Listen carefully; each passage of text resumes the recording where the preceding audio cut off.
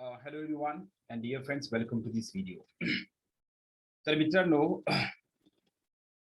आपण कालच्या लेक्चरमध्ये टेन्स या टॉपिक बद्दलचं इंट्रोडक्शन पाहिलं.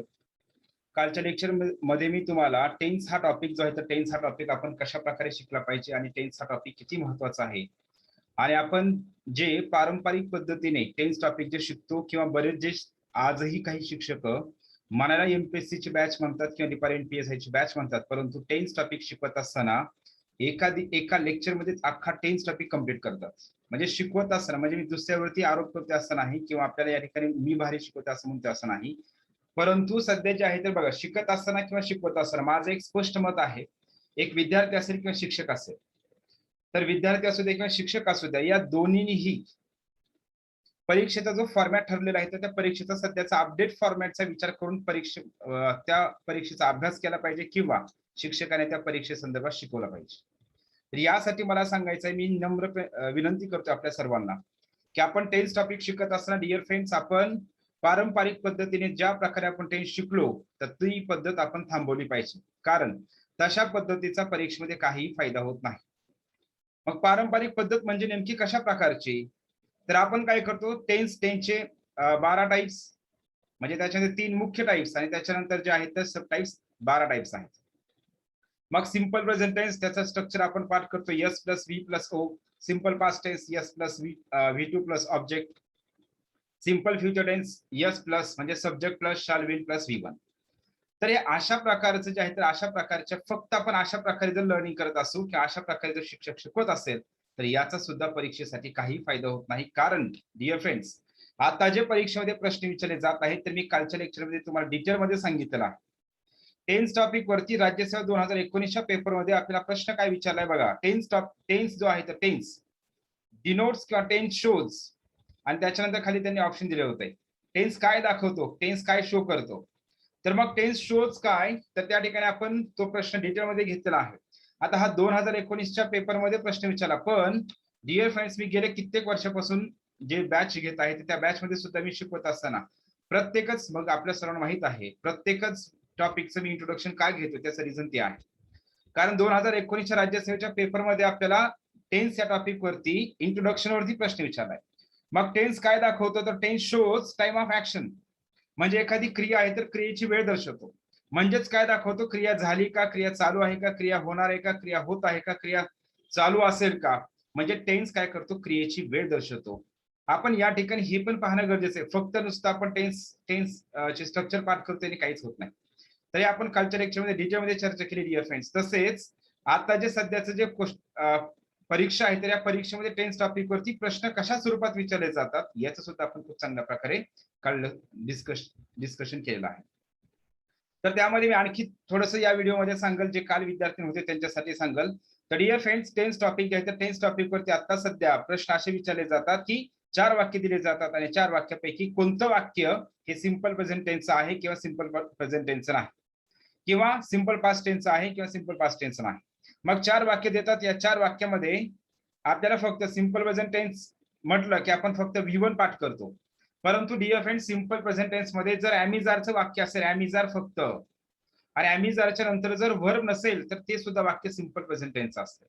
त्याच्यानंतर या 4 वाक्यामध्ये एक वाक्य ॲमिजार, फक्त ॲमिजारचं वाक्य देतात, एक वाक्य ॲमिजार प्लस V3चं वाक्य देतात, एक वाक्य या ठिकाणी V1चं देतात, आणि एक वाक्य जे आहे तर एक वाक्य हे हेअर किंवा देअरने सुरू होणारे जे वाक्य असतात एक्सक्लेमेटरी सेंटेन्स, त्या प्रकारात एक वाक्य देतात. आणि खरं पाहता हे चारही वाक्य जे आहेत तरी चारही वाक्य सिंपल प्रेझेंट टेन्सचे आहे. परंतु आपण जर फक्त subject plus V1 plus object असं जर स्ट्रक्चर पाठ करत असू आणि अशा जर प्रकारे जर आपण शिकत असू किंवा त्या शिक्षकाने जर अशा प्रकारे शिकवलं तर येणाऱ्या परीक्षेमध्ये त्याचा काहीही फायदा होत नाही. तर त्यासाठी मी डिअर फ्रेंड्स, आता आपल्यातले काही बांधव जे आहेत तर काही म्हणतात की सर तुम्ही खूप डिफिकल्ट शिकवताय, तुम्ही खूप डीप मध्ये जाण्याचा प्रयत्न करताय, पण मला सांगायचं या ठिकाणी, तर डिअर फ्रेंड्स, आपल्याला हे अशा प्रकारेच प्रश्न विचारले जात आहेत, त्याच्यामुळे आपण या प्रकारे जाणं गरजेचं आहे. ती पारंपरिक पद्धत subject plus verb plus object याचा काही फायदा नाही. काही लोक जे आहेत तर काही लोकांनी तर टेन्स हा टॉपिक एका लेक्चरमध्ये कंप्लीट करून टाकतात, त्याच्यामध्ये टेन्स अग्रीमेंट घेत नाही, काय नाही काय नाही. आपण टेन्स टॉपिक स्वतंत्र घेतोय आणि टेन्स अग्रीमेंट हा जो टॉपिक आहे तर तो सुद्धा स्वतंत्र घेतोय. टेन्स टॉपिक मला कंप्लीट करण्यासाठी कमीत कमी 8 ते 10 लेक्चर कमीत कमी म्हणतोय. हे लागतं त्याचं रिझन काय, कारण आपण त्या पद्धतीने घेतोय डिअर फ्रेंड्स. आणि असं कुठलीही म्हणजे असा कुठलाही नियम शिकवत नाही की त्या नियमावरती आपल्याला काय उगाचच आपण त्या नियमाचा काही उपयोग बी नाही, काही संबंध नाही परीक्षेचा आणि आपण ते नियम घेतोय, असं नाही डिअर फ्रेंड्स. ज्या पण नियमावरती आतापर्यंत परीक्षेचे प्रश्न विचारले तर ते सगळं आपण घेणं गरजेचं आहे. आणि आपल्यातली काही जणांची अशी मानसिकता आहे की त्यांना असं हे आपण ज्या पद्धतीने शिकवतोय या पद्धतीने जर शिकण्याचा प्रयत्न करतात, म्हणजे शिकवण्याचा प्रयत्न केला की त्यांना असं वाटतं की हे खूप डिफिकल्ट शिकवतात, हे अवघड शिकवतात, ह्यांचं आपल्याला काही समजत नाही. आणि मग ते काय करतात, हे जे subject plus verb plus object हे अशा प्रकारे ज्या ठिकाणी आपण जे शिकवतात त्यांचं असं त्यांना शिकत असताना भारी वाटतंय. मी तुम्हाला पुन्हा एकदा सांगतोय, मलाही तशा प्रकारे शिकवता येते, परंतु मी तशा प्रकारे का शिकवत नाही त्याचं रिझन एकमेव असं आहे, आणि ते म्हणजे त्याचा परीक्षेमध्ये काहीच फायदा होत नाही. शिकत असताना त्याचा आपल्याला थोडंसं समजल्यासारखं वाटतं. का समजल्यासारखं वाटतं? कारण ते आपल्याला ऑलरेडी येतच असतं. तर म्हणून डिअर फ्रेंड्स, आपण अशा प्रकारची लर्निंग आपण स्टॉप केली पाहिजे आणि परीक्षेमध्ये ज्या प्रकारे प्रश्न विचारले जातात ते आपण या ठिकाणी घेतले पाहिजे. तर मित्रांनो, आपल्या सर्वांना माहित आहे, मी जी डिपार्टमेंट PSI 1998-2017 पर्यंत झालेले जे पेपर आहेत, तर या पेपरमध्ये जे प्रश्न पडलेले आहेत तर ते टॉपिक वाईज प्रश्न आपण काढलेले आहेत. त्याचं एक पुस्तक केलेलं आहे, त्याचं बऱ्याच जणांनी पुस्तक पण खरेदी केलेलं आहे. आणि त्याची जी व्हिडिओ सिरीज आपल्या सर्वांच्या रिक्वेस्ट नुसार जी व्हिडिओ सिरीज मी स्टार्ट केलेली आहे, तर मी एक परवा दिवशीच टेन्स या टॉपिकचे जे प्रश्न आहेत डिपार्टमेंट PSI 1998 पासून ते 2017 पर्यंत जेवढे प्रश्न पडलेले आहेत, जवळजवळ 46 प्रश्न जे आहेत, तर 46 प्रश्न आहेत. आणि त्या 46 प्रश्नांचं सुद्धा मी विश्लेषणाचा व्हिडिओ तयार केलेला आहे. तर त्या प्रश्नामध्ये जर तुम्ही तो व्हिडिओ पाहिला तर तुमच्या लक्षात येईल की आपल्याला टेन्स टॉपिक वरती प्रश्न कशा प्रकारे विचारले जातात आपल्याला, म्हणजे डिपार्टमेंट PSI ला सुद्धा. बऱ्याच जणांचं मी वारंवार सांगत असतो, बऱ्याच जणांचं असं मत असतंय की डिपार्टमेंट PSI ला खूप सोपे प्रश्न विचारतात आणि कंबाईनला किंवा सरळला जास्त डायरेक्ट जे PSI ची परीक्षा होते तर त्याला अवघड प्रश्न असतात. हो आहे, याच्यात थोडंसं काठिण्य पातळीचा थोडाफार फरक आहे, परंतु याचा अर्थ असा नाही की आपल्याला डिपार्टमेंट PSI एकदमच काही बेसिक प्रश्न असतात असं नाही डिअर फ्रेंड्स. आपल्याला सुद्धा खूप अपवाद नियमावरती प्रश्न विचारले आहेत. आणि लक्ष द्या, मी फक्त 46 प्रश्न हे टेन्स टॉपिकचे डिस्कस केलेत किंवा अनालिसिस केलेले आहेत. टेन्स अग्रीमेंट हा टॉपिक सुद्धा आपण पुस्तकामध्ये पण दिला आहे आणि त्याचं मी स्वतंत्र काय करतोय, त्याचं सुद्धा अनालिसिस करत आहे. आता मी हे सगळं का सांगतोय, कारण काही विद्यार्थी जे आहेत तर काही विद्यार्थी माझ्यासोबत म्हणजे सर शेअर करतात की सर हे तुम्ही खूप अवघड शिकवताय, तुम्ही खूप वेगळ्या प्रकारे शिकवताय. काही तुमच्यात चर्चा करतात की या सरांचं शिकवण्याची पद्धत थोडी वेगळीच आहे. आणि मग जे आता मी तुम्हाला सांगितलं पारंपरिक पद्धतीने, तर ते त्या ठिकाणी अप्रोच होतात. आणि डिअर फ्रेंड्स, अशा प्रकारच्या गोष्टीचा काही फायदा होत नाही. मी तिकडे जाऊ नका किंवा तुम्ही माझ्याकडे क्लास करावा, फक्त माझ्याकडेच करावा असं म्हणते असं नाही. परंतु माझं एक स्पष्ट मत आहे, परीक्षार्थी असू द्या किंवा शिक्षक असू द्या, या विद्यार्थ्याने पण आणि शिक्षकाने पण सध्याचा प्रश्नपत्रिकेचा जो फॉर्मॅट आहे तर त्यानुसारच शिकवलं पाहिजे. आणि त्या शिक्षकाने सुद्धा आतापर्यंत मागील जेवढ्या पण प्रश्नपत्रिका झाल्या असतील या सगळ्या प्रश्नपत्रिका त्या ठिकाणी त्यांनी अभ्यासल्या पाहिजेत आणि विद्यार्थ्यांनी सुद्धा पाठीमागे कशा प्रकारे प्रश्न पडले तर ते दोन्हीचंही अनालिसिस केलं पाहिजे. त्याच वेळेस मित्रांनो आपल्याला परीक्षेमध्ये फायदा होतो, त्या शिकवण्याचा सुद्धा आणि आपल्या शिकण्याचा सुद्धा. चला ठीक आहे. तर मग आपल्या सर्वांना आता मला काय सांगायचंय तर ते सर्वांना लक्षात आलं असेल 100%च. मी आपली डिपार्टमेंट PSI ची जी तयारी आहे तर ती एकदम डिफिकल्ट व्हावी असा माझा उद्देश नाही, परंतु एक्झॅक्ट आपल्याला जी डेप्थ आहे, आपल्याला जी लेवल आहे, आपली जी पातळी आहे काठिण्य पातळी आपल्या परीक्षेमधल्या प्रश्नांची, कमीत कमी ती तरी 100% समजावी यासाठी माझा सांगण्याचा प्रयत्न होता. आणि तुम्हाला आणखी लक्षात येत नसेल तर तुम्ही काय करा, जो मी टेन्स या टॉपिकचा अनालिसिसचा व्हिडिओ तयार केलेला आहे तर तो आपल्या ऍपवरती टाकला आहे, युट्यूबला पण आहे, तर तुम्ही तो व्हिडिओ बघा. म्हणजे तुम्हाला निश्चितच 100% लक्षात येईल की आपल्याला प्रश्न फक्त सब्जेक्ट प्लस वर्ब प्लस ऑब्जेक्टचे प्रश्न विचारत नाही. आज आणखी एक तुम्हाला एक सांगायचं म्हणजेच काय, आपल्यातल्याच काही विद्यार्थ्यांनी मला सांगितलं XYZ ठिकाणी सो कॉल्ड त्यांनी क्लास जॉईन म्हणजे त्यांनी त्या ठिकाणी तयारी सुरुवात केली. तर त्या ठिकाणी जे आहे तर त्यांनी अशाच प्रकारे शिकले ते राम आंबा खातो, रामने आंबा खाल्ला, एकच वाक्य घेतलं राम इट्स अ मँगो आणि तेच वाक्य 12 टेन्स मध्ये कन्वर्ट करून टाकलं. आणि त्याच्यानंतर आणखी एक वाक्य घेतलं सीता राईट्स अ लेटर आणि टेन्स हा टॉपिक संपला असं जाहीर केलं. तर मित्रांनो मला असं म्हणायचंय की अशा प्रकारचे शिकत असताना आपल्याला निश्चितच आपल्याला असं वाटतं की आपल्याला समजल्यासारखं वाटतंय, पण याचा परीक्षेमध्ये कितपत फायदा होणार आहे. तुम्ही प्रश्न बघा, तुम्हाला कशा प्रकारचे प्रश्न विचारले आहेत आणि त्याच्यानुसार अभ्यासाला सुरुवात करा. ठीक आहे.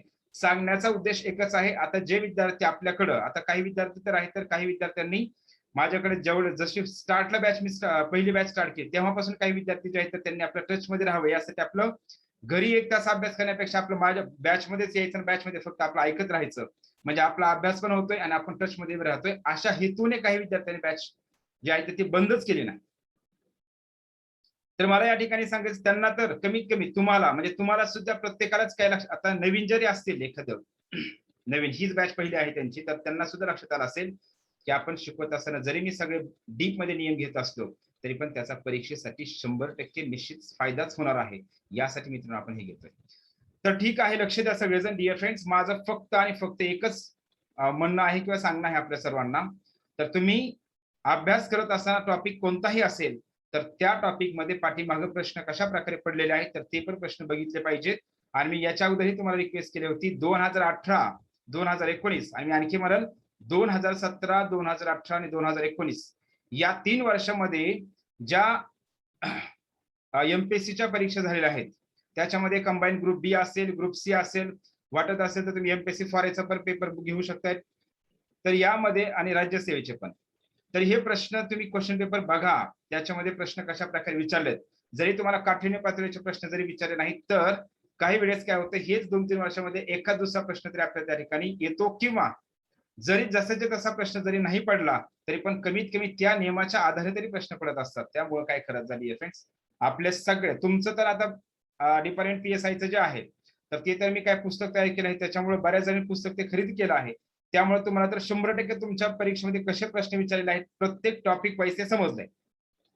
पण त्याच्यामध्ये थोडंसं त्याच्या सोबतच एक ह्या पण परीक्षेचं जर थोडासा आपण अनालिसिस केलं पेपरचं तर तुम्हाला 100% त्याचा फायदा होईल डिअर फ्रेंड्स. चला ठीक आहे मग डिअर फ्रेंड्स, मला जे सांगायचं होतं तर ते सांगितलं. फक्त सांगण्याचा उद्देश एकच होता. तर काही विद्यार्थी माझ्या जे आपण जास्त डीप मध्ये शिकवण्याचा प्रयत्न करतोय त्याला निगेटिव्ह घेतात.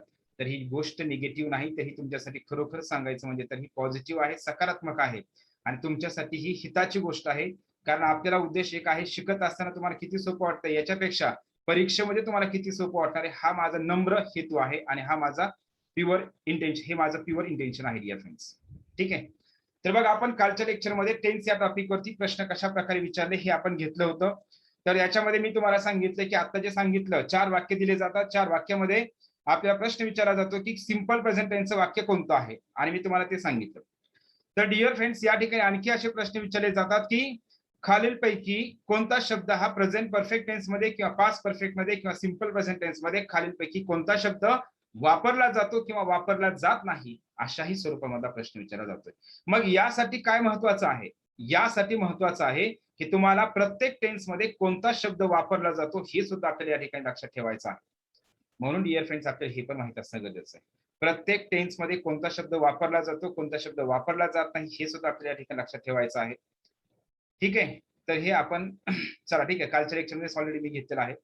तर मी आता काय करतो या ठिकाणी जे आहे तर आपण आपला सिंपल प्रेझेंट टेन्स जो आपण कालच्या लेक्चरमध्ये स्टार्ट केलं होतं तर तो आपण टॉपिक या ठिकाणी स्टार्ट घेऊ. तर आता मी या व्हिडिओमध्ये सिंपल प्रेझेंट टेन्स जो आहे तर जरी मी काल थोडंफार तुम्हाला सांगितलं असलं तरी सुद्धा या व्हिडिओमध्ये सिंपल प्रेझेंट टेन्स मी पहिल्यापासून घेणार आहे. तर लक्ष द्या सगळेजण, आता या ठिकाणी सिंपल प्रेझेंट टेन्स आपण पहिला टेन्स या ठिकाणी स्टार्ट करतोय. तर सिंपल प्रेझेंट टेन्स,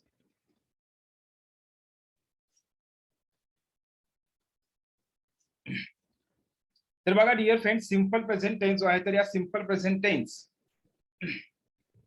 याचं स्ट्रक्चर असते V1 क्रियापदाचं पहिलं रूप आणि याच्यामध्ये आपण काही करतोय, काय करतोय या ठिकाणी काही वेळेस यस ईएस आय एस आपण हा प्रत्यय वापरतोय. मग यस ईएस आय एस आपण प्रत्यय वापरतोय तर ते प्रत्यय कधी वापरतोय हे पण आपल्याला या ठिकाणी सगळं डिटेल मध्ये घ्यायचं आहे. तर बघा V1 yes ES I S, आता आपल्याला जी सवय लागली आहे सगळ्यांनाच subject plus verb plus object असं म्हणल्याशिवाय आपल्याला जे समाधान भेटत नाही, त्यासाठी मी इथं पण तुमच्या सर्वांच्या समाधानासाठी आणि लक्षात ठेवा यासाठी मी इथं लिहितो यस प्लस हे सगळं आणि शेवटी ऑब्जेक्ट. तर डिअर फ्रेंड, सगळ्याच टेन्स मध्ये एक मला सिंपल सांगायचं, आपण स्मार्ट स्टडी केला पाहिजे. सगळ्याच टेन्स मध्ये सब्जेक्ट आहे, सगळ्याच याच्यामध्ये सॉरी आपण स्क्रीन शेअर नाही केली डिअर फ्रेंड्स, एकच मिनिट. येस बघा स्क्रीन शेअर नव्हती केली त्याच्यामुळे मला असं वाटतंय की आपलं ते मी हे सांगत होतो बघा सर ठीक आहे. तर लक्ष द्या डिअर फ्रेंड्स, या ठिकाणी जे आहे तर माझं सांगणं असं आहे की सिंपल प्रेझेंट टेन्स जो आहे तर सिंपल प्रेझेंट टेन्सचं स्ट्रक्चर काय आहे V1 yes ES I S प्रत्यय. तर आपण काय करतोय लक्ष द्या, याच्यामध्ये जे आहे तर स्मार्ट स्टडी म्हणजेच मला या ठिकाणी सांगायचं आहे सब्जेक्ट आणि ऑब्जेक्ट हे 12ही टेन्स मध्ये फिक्स आहे. मग तुम्ही या ठिकाणी फक्त फोकस कशावरती करायचं आहे, जे क्रियापद आहे या क्रियापदाचा कितवं रूप फॉर्म कोणता आणि त्याच्यानंतर हेल्पिंग वर्ब आणि वर्ब याचा कोणता फॉर्म आहे किंवा कोणतं हेल्पिंग वर्ब वापरायचं आणि त्यासोबत क्रियापदाचा कोणतं रूप वापरायचं आहे याला जास्तीत जास्त फोकस करा. म्हणजे आपलं काय होतं टेन्स जे आहे ते टेन्सचे स्ट्रक्चर्स कन्फ्युज होत नाहीत. तर या ठिकाणी सिंपल प्रेझेंट टेन्स जो आहे तर याच्यामध्ये आपण क्रियापदाचं पहिलं रूप वापरतो आणि त्यामध्ये यस ईएस आय एस प्रत्यय वापरतोय. आता हे यस ईएस आय एस प्रत्यय काय आहेत आणि कधी वापरायचे हे आपण या ठिकाणी घेऊ. मात्र या ठिकाणी आपल्याला आणखी एक गोष्ट लक्षात ठेवायची आहे ती म्हणजे तर बघा सिंपल प्रेझेंट टेन्स जो आहे तर या सिंपल प्रेझेंट टेन्सलाच आणखी एक नाव आहे आणि सिंपल प्रेझेंट टेन्सलाच काय म्हणतात. तर या ठिकाणी मी असं लिहितो सिंपल प्रेझेंट टेन्सला सिंपल प्रेझेंट टेन्सला इनडेफिनाइट प्रेझेंट टेन्स असंही म्हणतात. इनडेफिनाइट प्रेझेंट टेन्स असेही म्हणतात. आता तुम्ही म्हणत असाल हे का सांगताय, कारण तुम्हाला सुद्धा डिपार्टमेंटला काही पेपरमध्ये प्रेझेंट कंटिन्युअस टेन्स असा शब्द वापरला आहे आणि काही प्रश्नामध्ये काय केलं आहे प्रेझेंट प्रोग्रेसिव्ह टेन्स असा शब्द वापरलेला आहे. म्हणजे प्रेझेंट कंटिन्युअस टेन्सलाच प्रेझेंट प्रोग्रेसिव्ह टेन्स असंही म्हणतात आणि सिंपल प्रेझेंट टेन्सलाच इनडेफिनाइट प्रेझेंट टेन्स असेही म्हणतात. मग आपल्याला या ठिकाणी डिअर फ्रेंड्स सिंपल प्रेझेंट टेन्सलाच दुसरं नाव काय आहे तर ते माहित असायला पाहिजे, ते म्हणजे इनडेफिनाइट प्रेझेंट टेन्स. मग काही वेळेस परीक्षेमध्ये एमपीएससी काय करते सिंपल प्रेझेंट टेन्सच्या ऐवजी तुम्हाला त्या ठिकाणी प्रश्न विचारते की खालीलपैकी कोणतं वाक्य हे इनडेफिनाइट प्रेझेंट टेन्सचं आहे. मग आपण त्या ठिकाणी गोंधळतोय की इनडेफिनाइट प्रेझेंट टेन्स कोणता, तर इनडेफिनाइट प्रेझेंट टेन्स म्हणजेच सिंपल प्रेझेंट टेन्स आहे हे लक्षात ठेवायचं आहे. तर बघा हे झालं या सिंपल प्रेझेंट टेन्सलाच इनडेफिनाइट प्रेझेंट टेन्स असेही म्हणतात या संदर्भात. आता आपण या ठिकाणी जे स्ट्रक्चर या ठिकाणी घेतलेलं आहे S plus V plus O म्हणजे सिंपल प्रेझेंट टेन्स मध्ये क्रियापदाचं पहिलं रूप वापरतोय आणि त्याच्यामध्ये क्रियापदाला यस ईएस आय एस प्रत्यय आपण या ठिकाणी वापरतोय. मग dear friends S ES I S प्रत्यय हे कधी वापरायचे आणि कशाला वापरायचे, तर हे यस ईएस आय एस प्रत्यय जे आहेत तर ते आपण कधी वापरतोय जर कर्ता एकवचनी असेल तर वापरतोय आणि सिंग्युलर सब्जेक्ट जर असेल तर सिंग्युलर सब्जेक्ट असेल तर आपण हे यस ईएस आय एस प्रत्यय हे क्रियापदाला वापरतोय. कशाला वापरतोय क्रियापदाला. सिंग्युलर सब्जेक्ट असेल तर क्रियापदाला म्हणजे मुख्य क्रियापदाला V1 ला क्रियापदाला इथे लिहितो V1 क्रियापदाला यस ईएस आय एस प्रत्यय वापरतात. हे आपलं काल ऑलरेडी झालं होतं पण मी रिवाइज करतोय थोडंसं. सिंग्युलर सब्जेक्ट असेल तर क्रियापदाला म्हणजेच V1 ला यस ईएस आय एस प्रत्यय वापरतात.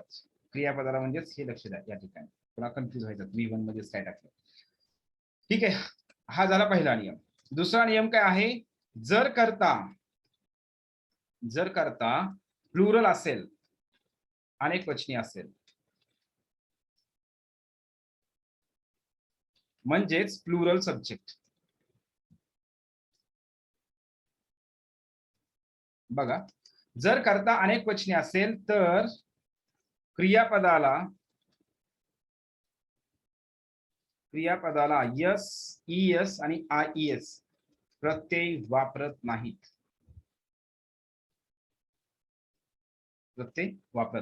मग आपण नियम काय पाहिला, करता जर एक वचनी असेल तर क्रियापदाला यस ईएस आय एस वापरायचं. करता जर अनेक वचनी असेल तर क्रियापदाला यस ईएस आय एस वापरायचं नाही. आणि याच्यामध्ये एक्सेप्शन म्हणतो आपण म्हणजेच अपवाद असा आहे, जरी आय आणि यू हे दोन्ही प्रोनाउन जरी एक वचनी असले तरी आय आणि यू पुढील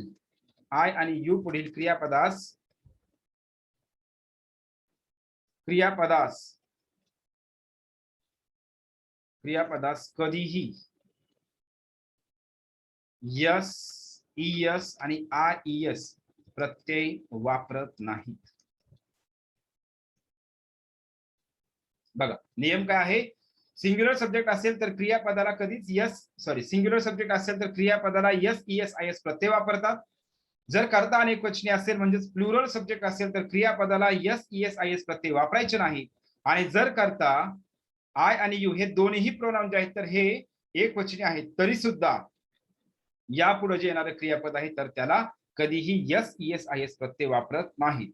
हे झालं सिंपल प्रेझेंट टेन्स संदर्भातलं जे बेसिक आहे तर ते बेसिक. आता डिअर फ्रेंड्स खरं पाहता आपण हे यस ईएस आणि आय ईएस हे जे प्रत्यय आहेत या प्रत्यया संदर्भात आपण पहिल्या टॉपिक मध्येच आपण पाहिलेलं आहे, यस कधी वापरायचं, ईएस कधी वापरायचं, आय एस कधी वापरायचं. तर लक्ष द्या, साधारणतः आपण काय करतो, साधारणतः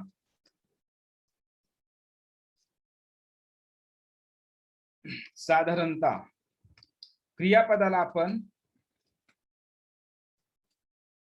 साधारणतः एक वचनी कर्त्यापुढील क्रियापदास म्हणजे साधारणतः आपण आता हे यामध्ये लक्ष द्या, हे तीनही प्रत्यय काय करतोय आपण सिंग्युलर सब्जेक्टच्या पुढेच वापरतोय. मग आता याच्यामध्ये यस कधी वापरायचं, ईएस कधी वापरायचं आणि आय एस कधी वापरायचं हे पाहू. साधारणतः क्रियापदाला यस, यस लक्ष द्या, ऍपॉस्ट्रोफी यस नाही, हे साधं यस आहे, यस प्रत्यय वापरतात.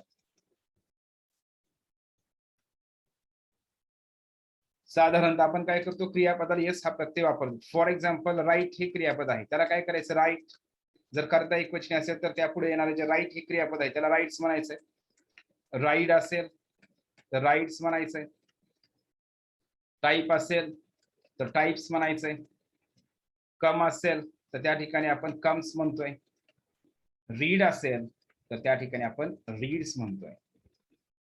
लर्न असेल तर त्याचं लर्न्स असं होतंय.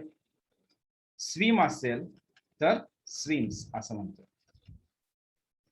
म्हणजे या ठिकाणी काय करायचंय, साधारणतः आपण क्रियापदाला काय करतोय डिअर फ्रेंड्स, काहीतरी सॉरी राईट झालं म्हणताना मी बरोबर म्हटलं, परंतु या ठिकाणी राईट्स म्हणायचं. या ठिकाणी काय राईट्स. तर लक्ष द्या, राईट असेल तर राईट्स, टाईप असेल तर टाइप्स, कम असेल तर यस प्रत्यय लावतोय, यस प्रत्यय लावतोय, यस प्रत्यय आणि यस प्रत्यय. तर साधारणतः क्रियापदाला आपण यस हा प्रत्यय वापरतो. मग ईएस कधी वापरायचंय तर आपण लगेच घेऊ या ठिकाणी ईएस पण. ईएस प्रत्यय कधी वापरायचा आहे तर लक्ष द्या डिअर फ्रेंड्स, ईएस प्रत्यय कधी वापरायचा आहे, जर क्रियापदाच्या शेवटी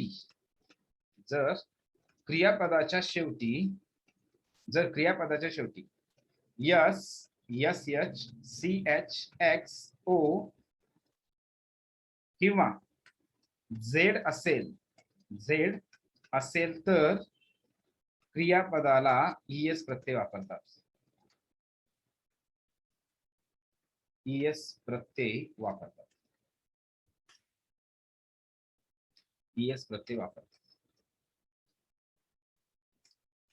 म्हणजे क्रियापदाच्या शेवटी जर S S H C H X O किंवा झेड असेल तर क्रियापदाला ईएस हा प्रत्यय वापरतात.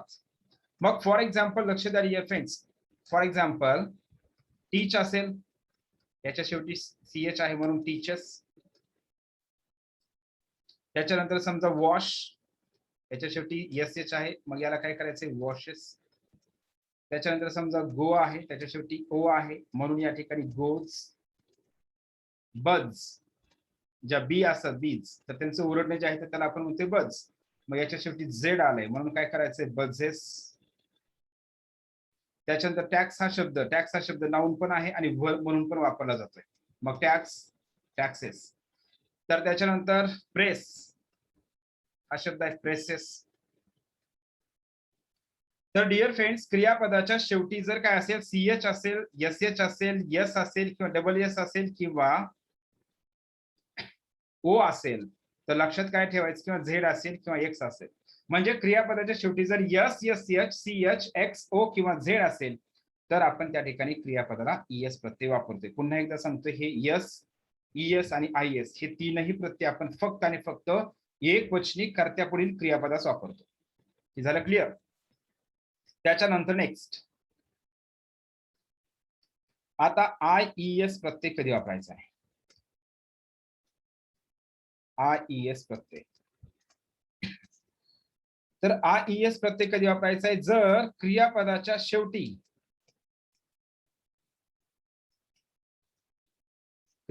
शेवटी वाय असेल जर क्रियापदाच्या शेवटी वाय असेल तर वाय काढून IES वापरतात. IES वापरतात. IES वापरतात. For example try, TRY, try, tries, cry, cries, fly, flies, apply, applies, supply, supplies. म्हणजे या ठिकाणी लक्षात ठेवायचे डिअर फ्रेंड्स, काय जर क्रियापदाच्या शेवटी हे वाय असेल, वाय, तर वाय असेल तर काय करायचं आहे, वाय जर असेल तर वाय काढायचं आणि IES प्रत्यय वापरायचं, वाय काढायचं IES वापरायचं, वाय काढायचं IES वापरायचं, वाय काढायचं IES वापरायचं आणि वाय काढायचं आणि IES प्रत्यय वापरायचं. वाय काढून काय करायचंय, IES प्रत्यय वापरायचा आहे. तर हे आपल्याला या ठिकाणी काय करायचं लक्षात ठेवायचं. मात्र या IES च्या नियमाला एक अपवाद नियम आहे. IES च्या नियमाला एक अपवाद नियम आहे. तर अपवाद कोणता आहे बघा, अपवाद असा आहे, परंतु वायच्या पूर्वी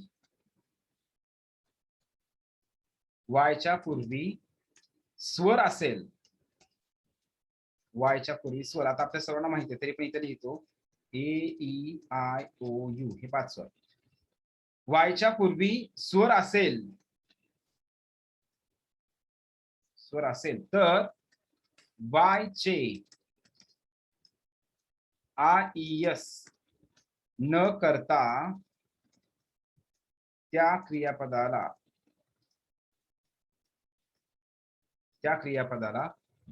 यस हा प्रत्यय वापरायचा आहे. अपॉस्ट्रॉफी नाही, फक्त साधा यस हा प्रत्यय वापरतात. म्हणजे फॉर एक्झाम्पल कसं बघा, समजा हा शब्द आहे PLAY, प्ले, या ठिकाणी आपण करतोय प्लेज. त्याच्यानंतर समजा शब्द आहे एन्जॉय, वर्ब एन्जॉय आहे, एन्जॉयज. STAY स्टे आहे, त्याला आपण करतोय स्टेज. त्याच्यानंतर बाय आहे BUY, तर त्या ठिकाणी आपण बाईज. म्हणजे क्रियापदाच्या शेवटी वाय आहे, परंतु वायच्या अगोदर जर स्वर असेल, या वायच्या अगोदर जर स्वर असेल, वायच्या अगोदर जर स्वर असेल आणि वायच्या अगोदर जर स्वर लगेच चिटकू ना, वायच्या अगोदर म्हणजे आता कुठं पण नाही, वायच्या अगोदर जर लगेच स्वर असेल तर वायचं IES न करता त्या ठिकाणी काय करायचं, यस हा प्रत्यय वापरायचा आहे, यस हा प्रत्यय वापरायचा आहे. ठीक आहे. मग play plays, enjoy enjoy, stay stays आणि बाय बाईज. तर अशा प्रकारे डिअर फ्रेंड्स काय करायचं, हे नियम आपल्याला या ठिकाणी लक्षात ठेवायचे आहे. तर हे झालं ES IES संदर्भात. मी आता पुन्हा एकदा हे सांगल, लक्ष द्या, कन्फ्युज होऊ नका. नियम काय आहे, सिंग्युलर सब्जेक्ट असेल तर क्रियापदाला ES IES वापरायचं आणि प्लुरल सब्जेक्ट असेल तर क्रियापदाला ES IES वापरायचं नाही आणि आय आणि यू हे अपवाद आहे. चला ठीक आहे. म्हणजेच सिंपल इथं लिहितो सिंग्युलर सब्जेक्ट, बरं ठीक आहे, डबल नको, काय हरकत नाही, लक्षात आले सगळ्यांना. तर आता या ठिकाणी आपल्याला या सिंपल प्रेझेंट टेन्स जो आहे तर या सिंपल प्रेझेंट टेन्सचा पहिला या ठिकाणी नियम घ्यायचा आहे. परंतु त्यापूर्वी या ठिकाणी मी एक 2 वर्ब काय करतो, या सगळ्या प्रोनाउन सोबत वापरून दाखवतो, म्हणजे तुम्हाला हे ES IES काय होतं हे सगळ्यांना चांगल्या प्रकारे लक्षात येईल. जे की आपण पहिल्या टॉपिक मध्ये ऑलरेडी अशा प्रकारचे आपण टेबल घेतलेले आहेत. पण इथे डबल मी लिहितो, एक 3-4 वर्ब या ठिकाणी वापरतो, म्हणजे काय होतं आपलं सर्वांचे 100%च काय होते, क्लिअर होऊन जाते. चला ठीक आहे. तर बघा, मी सगळेच प्रोनाउन घेतो म्हणजे समजेल तुम्हाला सगळ्यांनाच. आय,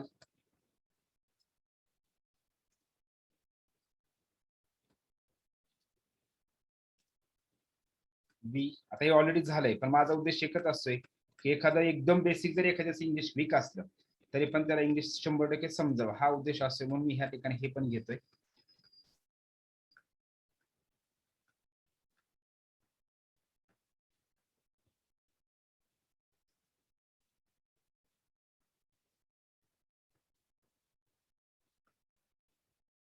रवी अँड राज. आणि आपण आणखी घेतलं होतं पहिल्या टॉपिक मध्ये ऑर्स. तर ऑर्स काय करायचं लक्षात ठेवायचंय, 2 कर्ते जर ऑरने जोडले असतील तर आपण दुसऱ्या कर्त्यानुसार हेल्पिंग वर्ब घेतोय. ठीक आहे. तर आता हे ते नको इथं आणायचं, कारण पुन्हा कन्फ्युजन होईल. तर आता समजा मी या ठिकाणी क्रियापद काय करतोय, क्रियापद हे रीड वापरतोय. काय वापरतो? रीड. मग काय म्हणतोय? I read.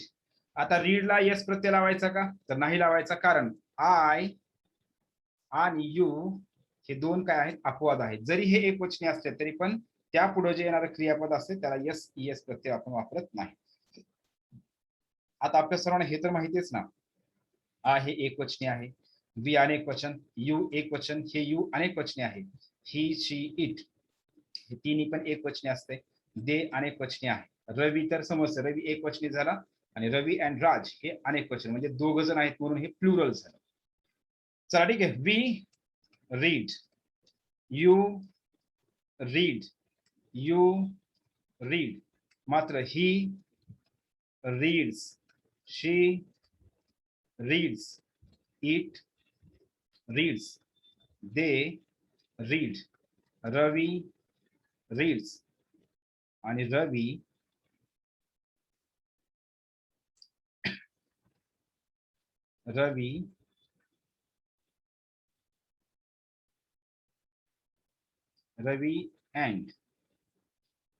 Ravi and Raj reads. ठीक आहे. त्याच्यानंतर नेक्स्ट बघा.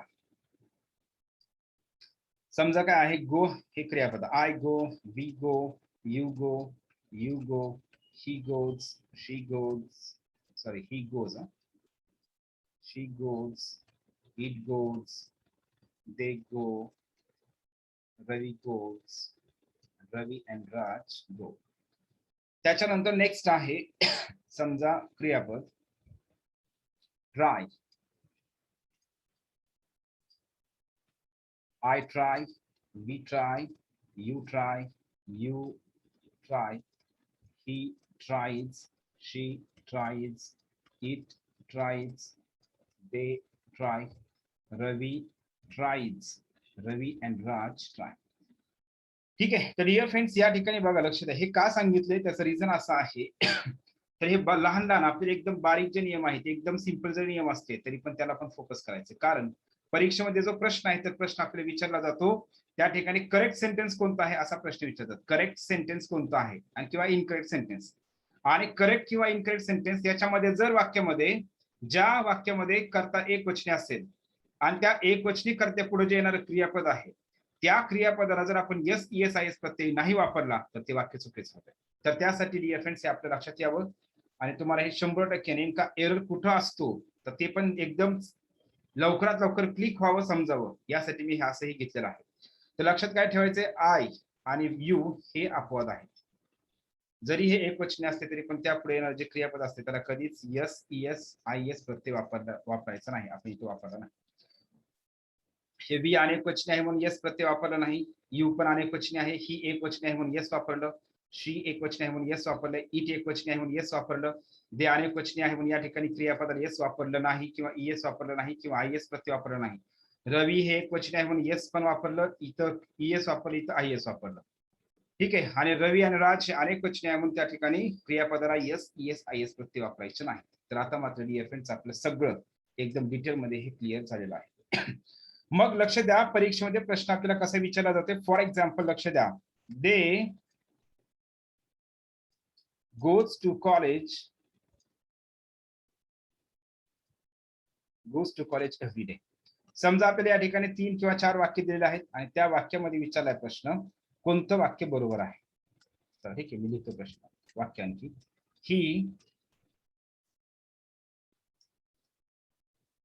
ही play football every day.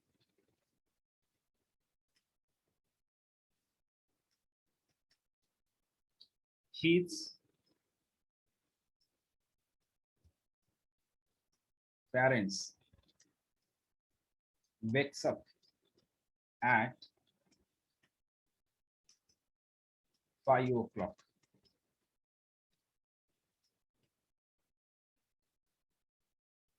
And we studies for 4 hours every day. For 4 hours. ठीक आहे. मग प्रश्न आपल्याला असा विचारलाय, करेक्ट सेंटेन्स कोणतं यापैकी. करेक्ट सेंटेन्स कोणतं? करेक्ट सेंटेन्स किंवा सेंटेन्सेस. चला ठीक आहे, मग मी पण तुम्हाला हाच प्रश्न विचारतोय, यापैकी करेक्ट सेंटेन्स कोणतं? एकदा रीड करा व्यवस्थित आणि त्यानंतर उत्तर देण्याचा प्रयत्न करा, किंवा तुम्ही बघा नेमक्या याच्यानंतर कोणतं वाक्य बरोबर असू शकतं इथे. वाचलं सर्वांनी व्यवस्थित? चला ठीक आहे, तर आता मग मी सांगतो या ठिकाणी, बघा लक्ष द्या. They goes to college every day. They goes to college every day. या ठिकाणी बघा, गोज क्रियापद कोणतं आहे? सगळे आपण वाक्यांचे क्रियापदाला आपण अगोदर अंडरलाईन करू. गोज, प्ले, वॅक्स अप आणि स्टडीज हे क्रियापद झाले. आता आपल्याला या ठिकाणी अगोदर काय समजून घ्यायचं, लक्ष द्या. या वाक्याचा कर्ता एकवचनी आहे का अनेकवचनी आहे? दे हे प्लुरल आहे. दे काय झालं? प्लुरल झालं. कर्ता आहे, प्लुरल आहे. मग आपला नियम काय सांगतोय? जर कर्ता अनेकवचनी असेल तर क्रियापदाला यस, ईएस, आयएस प्रत्यय वापरायचा नाही. मग या ठिकाणी क्रियापदाला यस, ईएस, आयएस प्रत्यय वापरलाय का? तर हो, वापरलेला आहे.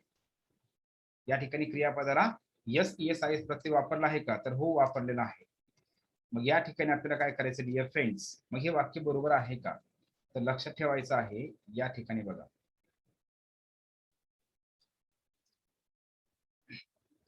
तर बघा या ठिकाणी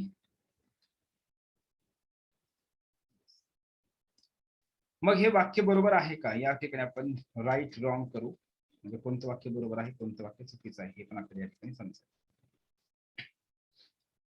ठीक आहे, तर बघा वाक्याचा कर्ता प्लुरल आहे. मग प्लुरल कर्ता जर असेल तर क्रियापदाला यस, ईएस, आयएस प्रत्यय वापरतात का? तर नाही वापरत. मग या ठिकाणी हे वाक्य बरोबर आहे का? 100% बरोबर नाही. या ठिकाणी वाक्य कुठे चुकलेलं आहे? तर हे वाक्य इथं चुकलेलं आहे. त्याच्यानंतर ही प्ले फुटबॉल एव्हरी डे. या ठिकाणी डिअर फ्रेंड्स ही वाक्याचा कर्ता आहे. मग ही हा सब्जेक्ट एक वचनी आहे का अनेक वचनी आहे? तर या ठिकाणी ही जो सब्जेक्ट आहे तर हा सब्जेक्ट एक वचनी आहे.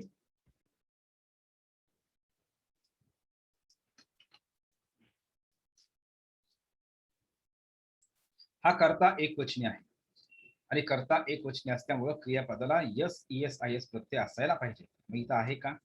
तर नाही. म्हणजे वाक्य चुकीचं आहे. हिज पॅरेंट्स वाक्याचा कर्ता पॅरेंट्स. पॅरेंट म्हणजे एक झालं, दोघांपैकी एक. पण पॅरेंट्स म्हणजे दोघेही, आई आणि वडील.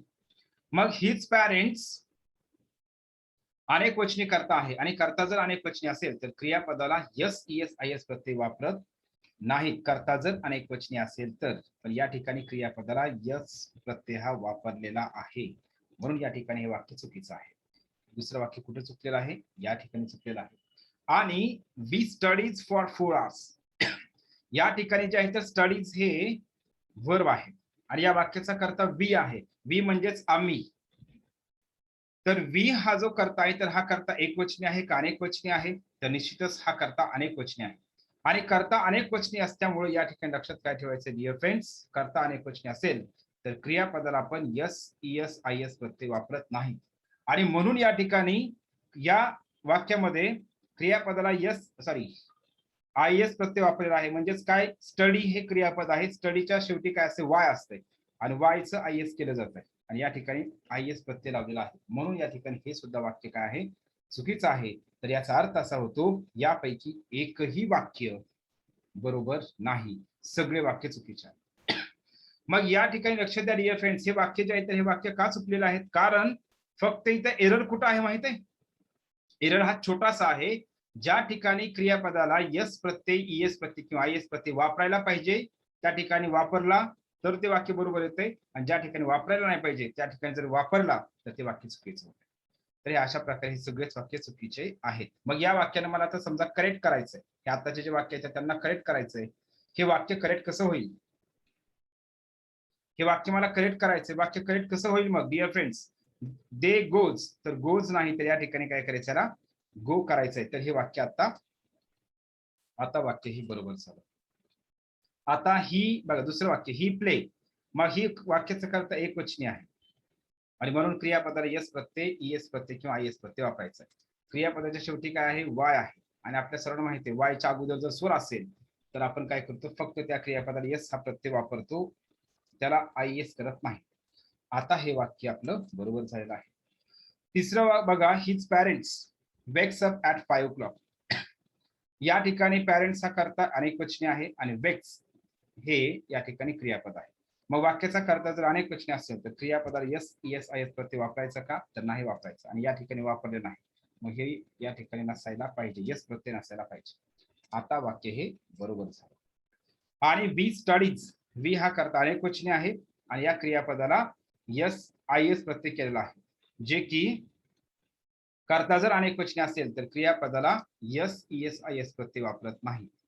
म्हणून या ठिकाणी या क्रियापदाला काय यस ईएस आयएस प्रत्यय नसायला पाहिजे. मग काय पाहिजे इथं, स्टडीज नाही तर स्टडी पाहिजे. आता हे वाक्य बरोबर झालं. तर अशा प्रकारे डिअर फ्रेंड्स आपल्याला हे लक्षात ठेवायचं आहे. तर आपण आता या ठिकाणी सिंपल प्रेझेंट टेन्स जो आहे तर या सिंपल प्रेझेंट टेन्स संदर्भातले जे बेसिक नियम आहेत त्याच्या स्ट्रक्चर संदर्भातले नियम आहेत तर ते आपण मात्र या ठिकाणी 100% कव्हर केलेलं आहे. आता डिअर फ्रेंड्स आपण या टेन्सचा यूज बघू. आपण हा टेन्स कशासाठी वापरायचा आहे तर लक्ष द्या. सिंपल प्रेझेंट टेन्स म्हणजे आपल्याला लक्षात यावं हा टेन्स म्हणजे कोणता टेन्स, त्यासाठी मी तर लिहितो वर. तर नियम लक्ष द्या, यूज म्हणून आपण त्याला, ठीक आहे. हा टेन्स कोणता, सिंपल प्रेझेंट टेन्स. हा टेन्स ज्या क्रिया दररोज, प्रत्येक महिन्याला,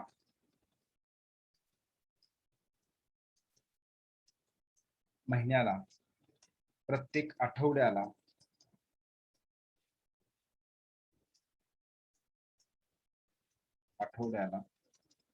प्रत्येक वर्षाला,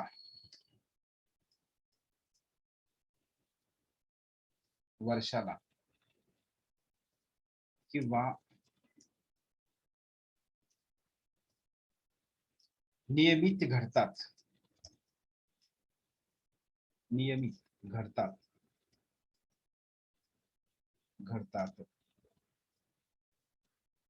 अशा क्रियांबद्दल बोलण्यासाठी किंवा सांगण्यासाठी, अशा क्रियांबद्दल सांगण्यासाठी वापरतात. म्हणजे लक्ष द्या, हा टेन्स कधी वापरायचा आहे, ज्या क्रिया दररोज घडतात, प्रत्येक आठवड्याला घडतात, प्रत्येक महिन्याला घडतात, प्रत्येक वर्षाला घडतात. म्हणजे ज्या क्रिया नियमित घडतात अशा क्रियांसाठी काय करायचं, सिंपल प्रेझेंट टेन्स वापरायचा आहे.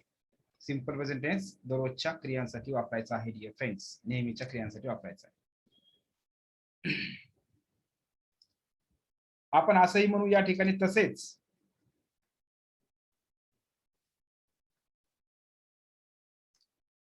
सवयी सांगण्यासाठी, नियमित सवयी किंवा हॅबिच्युअल ऍक्शन्स, आपण त्याला म्हणू नियमित सवयी, हॅबिच्युअल ऍक्शन्स सांगण्यासाठी सुद्धा हा टेन्स वापरतात. म्हणजे लक्षात द्या, याला सिंपल लक्षात काय ठेवायचंय, हा टेन्स वापर.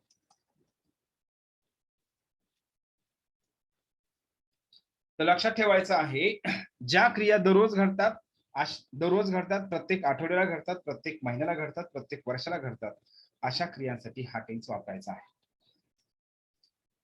आणखी लक्ष द्या. आता आपण याच्यामध्ये काय करायचंय, मग समजा आपण डेली रुटीन साठी,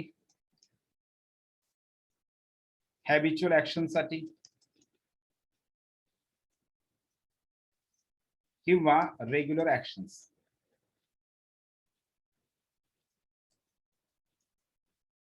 यासाठी आपण काय करतो, सिंपल प्रेझेंट टेन्स आपण वापरतो. आता एवढंच याच्यामध्ये महत्वाचं नाही डिअर फ्रेंड्स, मी तुम्हाला सुरुवातीला सांगितलं प्रत्येक टेन्स मध्ये कोणता शब्द वापरला जातो हे पण या ठिकाणी महत्वाचं आहे. सिंपल प्रेझेंट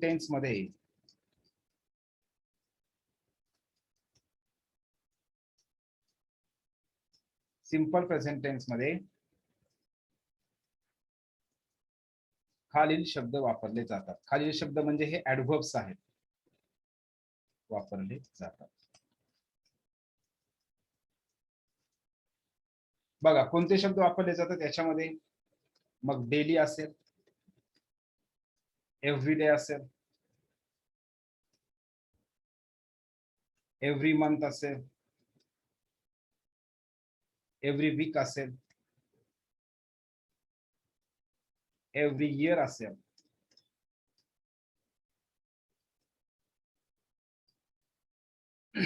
जर असे जे शब्द आहेत तर हे शब्द आपण या टेन्स मध्ये काय करतो dear friends, simple present tense मध्ये हे शब्द वापरतो.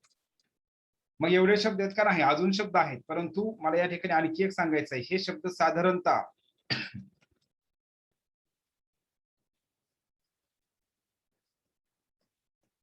साधारणतः हे शब्द वाक्याच्या शेवटी वापरले जातात. म्हणजे वाक्यामध्ये कुठे वापरायचे हे पण या ठिकाणी सांगतो. वाक्याच्या शेवटी किंवा सुरुवातीला आपण ऍडव्हर्ब ऑफ टाइम वापरतात, पण आपण इथं समजू वाक्याच्या शेवटी वापरले जातात. हे ऍडव्हर्ब्स ऑफ टाइम आहे आणि ऍडव्हर्ब्स ऑफ टाइमचा नियम काय आहे, आपण त्यांना वाक्याच्या सुरुवातीला सुद्धा वापरू शकतो जातात. मग या टेन्स मध्ये एवढे शब्द आहेत का, नाही तर या टेन्स मध्ये आणखी शब्द आहेत, लक्ष द्या. हे क्लिअर झालं सगळ्यांचं? तर लक्ष द्या डिअर फ्रेंड्स, आणखी मग या टेन्स मध्ये कोणते शब्द वापरले जातात तर ते पण घेऊ. सिंपल प्रेझेंट टेन्स मध्ये खालील शब्द म्हणजे हे पण शब्द वापरले जातात. तर याच्यामध्ये आहे बघा, always, never, generally, seldom, often, usually,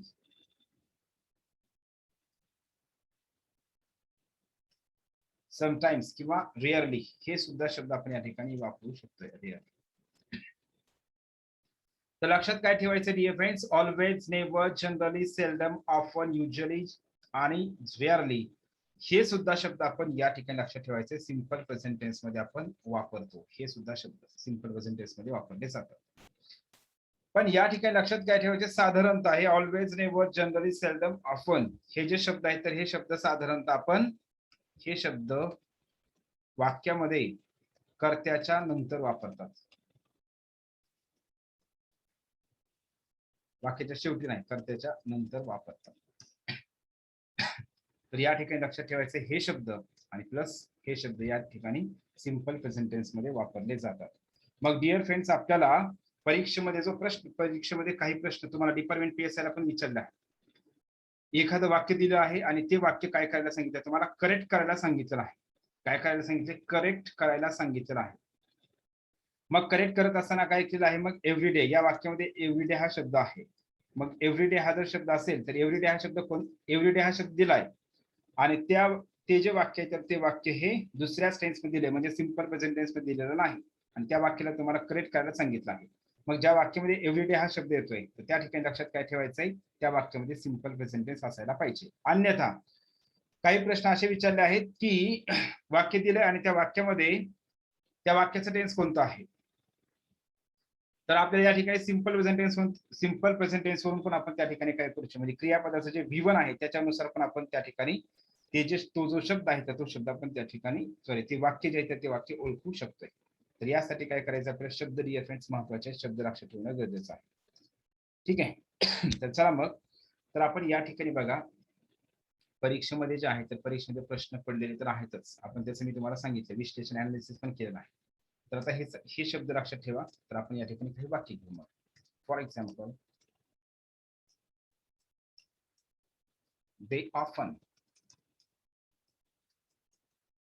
they often come here. त्याच्यानंतर नेक्स्ट आहे she seldom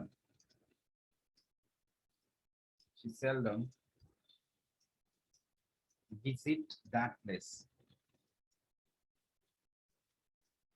तर डिअर फ्रेंड्स, हे सेल्डम हा जो शब्द आहे तर आपण क्वेश्चन टॅग या टॉपिक मध्ये पाहिला. सेल्डम हा शब्द नकारार्थी शब्द आहे. सेल्डम, तर ठीक आहे, शी सेल्डम विजिट, सॉरी येस येतं प्रत्येक, शी सेल्डम विजिट्स दॅट प्लेस. त्याच्यानंतर next, we go to college every day.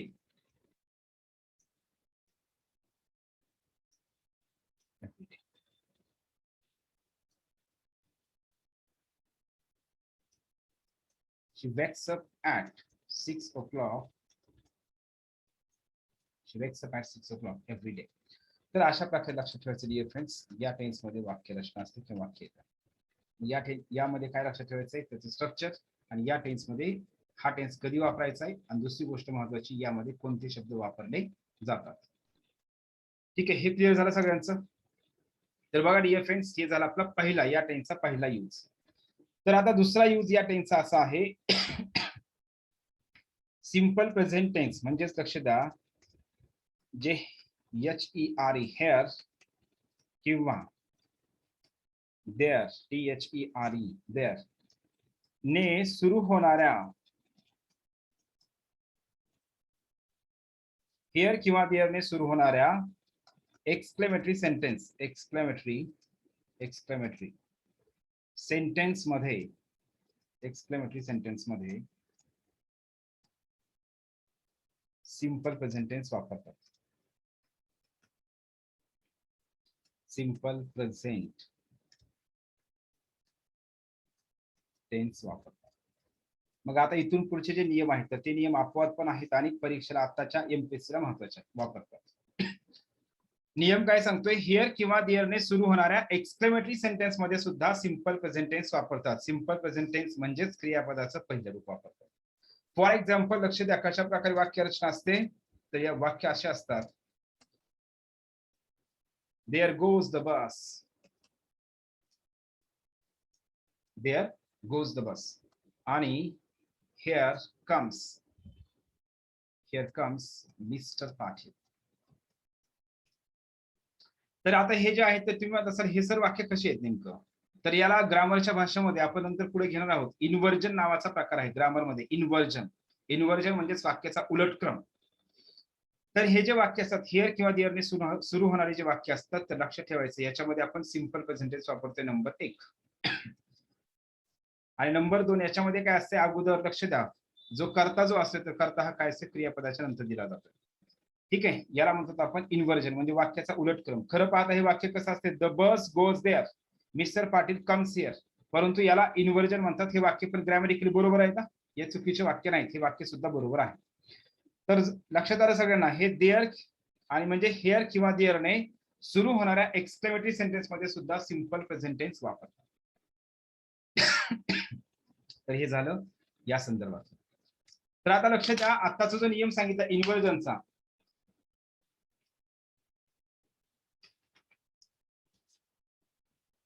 यामध्ये आणखी एक गोष्ट लक्षात ठेवायची आहे डिअर फ्रेंड्स, आणि ती म्हणजे,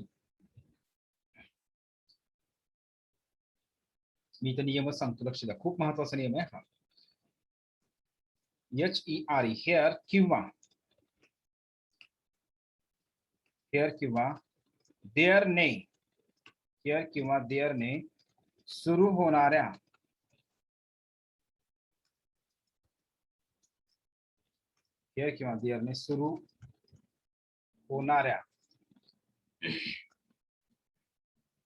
वाक्याचा कर्ता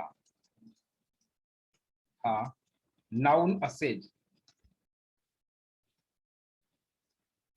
तर तो कर्ता क्रियापदानंतर वापरतात.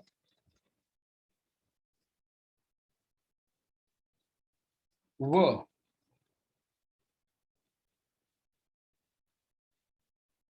बरं ठीक आहे, आपण सेपरेट नियम आपण या ठिकाणी घेऊया.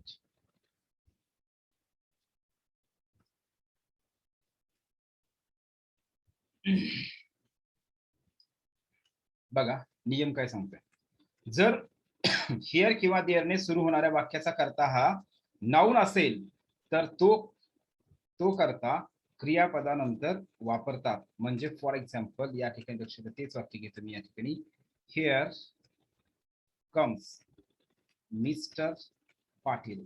आपल्याला करेक्ट सेंटेन्स विचारतात, वाक्य कोणतं बरोबर आहे यासाठी, तर त्यामुळे आपल्याला हा नियम माहित असणं गरजेचं आहे. हिअर कम्स मिस्टर पाटील, या वाक्याचा कर्ता कोण आहे, मिस्टर पाटील आहे. हे नाउन आहे का प्रोनाउन आहे, तर हे नाउन आहे. मग नाउन असेल तर कर्ता कुठं असायला पाहिजे, क्रियापदाच्या नंतर असायला पाहिजे, क्रियापदाच्या नंतर. तर ते वाक्य बरोबर होते. जर असं वाक्य लिहिलं नाही, ही हिअर मिस्टर पाटील कम्स, हे वाक्य जर असं लिहिलं तर लक्षात ठेवायचं डिअर फ्रेंड्स, हे वाक्य चुकीचं होतं. हे वाक्य बरोबर आहे आणि हे वाक्य चुकीचं आहे. मग आपल्याला जर नियम माहित असेल तर आपण पहिलं वाक्य बरोबर म्हणणार. ज्यांना हा नियम माहित नाही तर ते साधारणतः दुसरं वाक्यच बरोबर म्हणणार.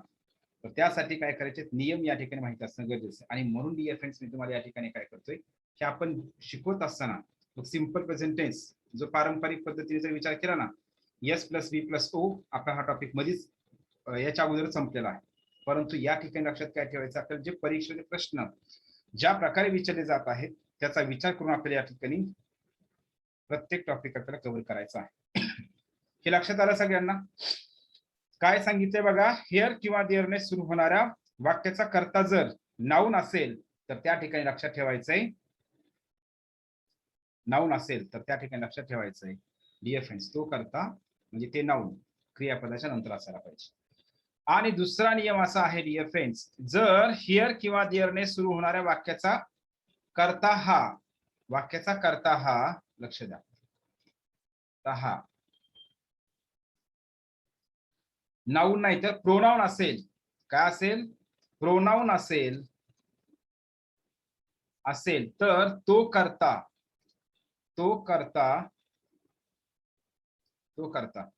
क्रियापदापूर्वी वापरतात. म्हणजे for example here comes he असं लिहितो आणि हिअर ही कम्स असे वाक्य.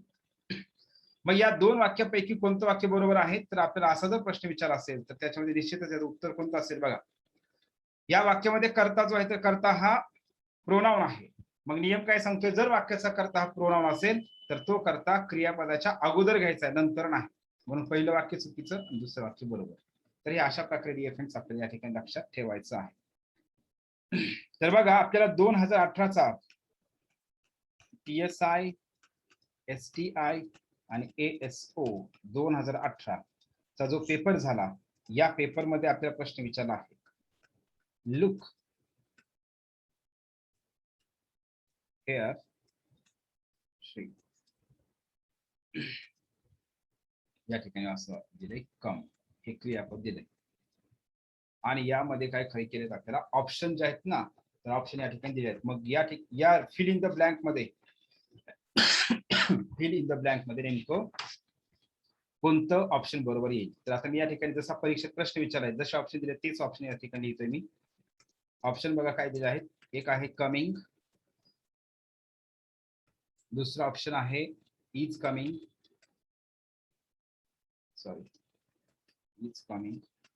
तिसरा ऑप्शन आहे कम्स आणि चौथा ऑप्शन आहे हॅज बीन कमिंग.